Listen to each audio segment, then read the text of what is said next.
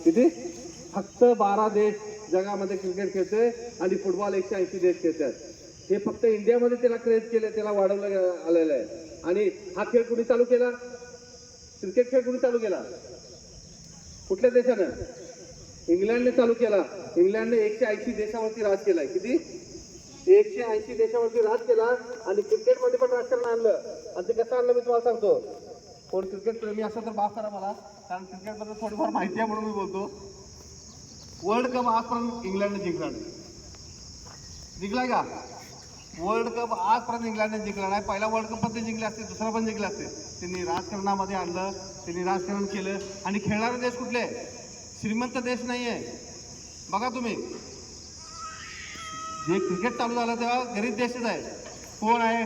पहिल्यापासून धरा. भारत गरीब, पाकिस्तान गरीब, वेस्ट इंडिज गरीब, श्रीलंका गरीब, बांगलादेश गरीब, सगळे गरीब देश लक्षात घ्या. नंतर त्यांना बघून एखादा दोनला वाटलं Australia is not a rich country. त्यांनी खरा इतिहास घडवला की ऑस्ट्रेलियामध्ये प्रत्येक तर घरामध्ये 2 आंतरराष्ट्रीय खेळाडू आहेत. And that is a business, that is a job. ऑस्ट्रेलियामध्ये जॉब म्हणून ते पकडलं जात आहे स्पोर्ट्स, आणि त्यांनी करिअर घडवतात. मग क्रिकेटचा इतिहास खूप असं वाईट आहे. अजून मी बरं काय सांगू शकतो क्रिकेटबद्दल, कारण माझं स्पोर्ट्सबद्दल रिसर्च झालं, माझ्या स्पोर्ट्समध्ये PhD झाल्या आणि मी बारीकीनं सांगू शकतो सगळ्या गोष्टी. निर्जेचा फुटबॉलचा सर इतिहास पण वसंतदादा पाटीलपासून मी रिसर्च केला आणि रिसर्च बुकमध्ये मी सगळं उल्लेख केले. आपले पोलीस दलामध्ये 180 मुलं आहेत फुटबॉल प्लेअर म्हणून जॉईन झाले सर, त्यांना नोकरी मिळाली. आणि रेल्वेमध्ये 55 मुलं आहेत. बाकी आर्मी, एअरफोर्स हे जे गव्हर्नमेंट जॉब आहे ह्याच्यामध्ये आणि 200च्या वर आहे. सगळ्यांची यादी माझ्या पुस्तकात आहे. मी सगळं केलं, इतिहास केलं, म्हणून मी थोडंफार क्रिकेटबद्दल बोलू शकतोय.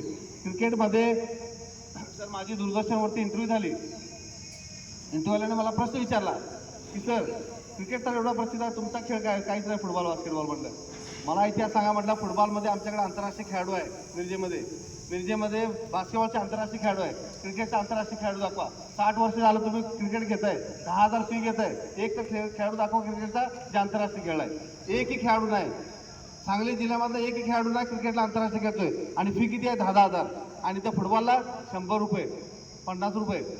तरी पण आपले खेळाडू आंतरराष्ट्रीय खेळायला लागत. म्हणून हे भरपूर असा इतिहास क्रिकेटचा मोठा आहे आणि भरपूर काय बोलू शकतो. तर राजकारण चालू होईल काय, तर ते नको आपल्याला. चांगल्या शाळेमध्ये, चांगल्या कॅम्पमध्ये या ठिकाणी 3 मुलांचा सत्कार झाला. 3 मुलांचा मान्यवरांनी त्यांचं कौतुक केलं. त्यांच्यासाठी परत एकदा जोरदार टाळ्या वाजवा. यानंतर 2 मुलं, कोणी 2 मुलांनी येऊन इथं कॅम्पबद्दल 2 शब्द बोला. साहिल पालकर या ठिकाणी पहिले जोरदार टाळ्या वाजवा, त्याचा उत्साह वाढवा. कारण मुलांनी 2 शब्द बोलायचं म्हणजे कसं थोडंसं साहिल या ठिकाणी आपल्यासमोर 2 शब्द मार्गदर्शन करतात. Good morning, everyone. Respected chief guest and all players and all the parents. We have attended this summer camp, and we are proud to have a coach like Asif sir, who teaches us many things and builds up our stamina, fitness. And he teaches us the tactics of the football, where to give the ball, where to pass, where to shoot, and once again, good morning to all the parents, respected chief guests, and our respected beloved Asif sir.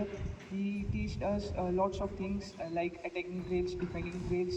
Then he teached us about the ball control, and most important, he teached about the tactics, playing 1-to-1, and then different formations. Then I would like to say thank you to sir, respected ma'am, for arranging this wonderful camp. Thank you. खूप सुंदर. खेळाडू खेळत राहतात बघा, तर त्यांना सवय नसते बोलायची.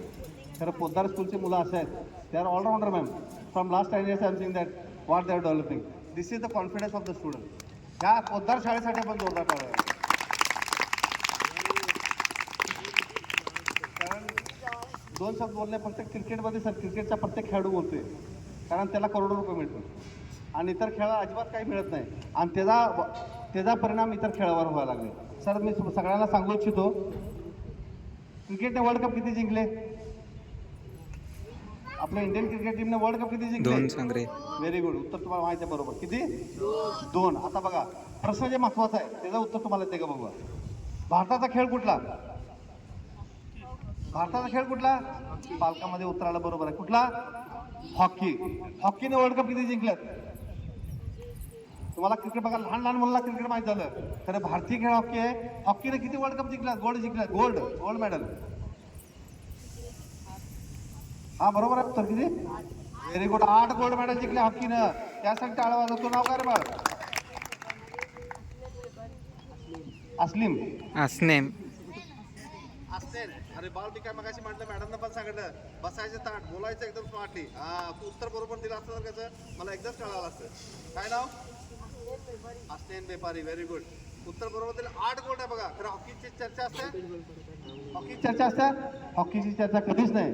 पेपर, न्यूज सगळे ह्याच्यानंच भरल्यात. कशानं? क्रिकेट. क्रिकेटनं.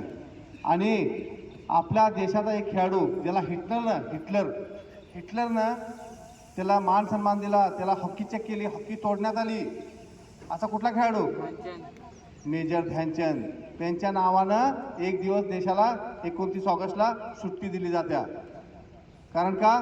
ते एकमेव खेळाडू जे 180 देशावर राज करणारा हिटलर, त्याने हॉकी चेक केली. हे चुकीचे हॉकी आहे म्हटला. हे चुकीचे हॉकी आहे. मी स्वतः खेळ बघायला आलोय. त्याची हॉकी तोडा. त्या हॉकीमध्ये मॅग्नेट आहे. त्या हॉकीमध्ये जादू आहे. त्या हॉकी चेक करताना त्याने 4 गोल मारला होता.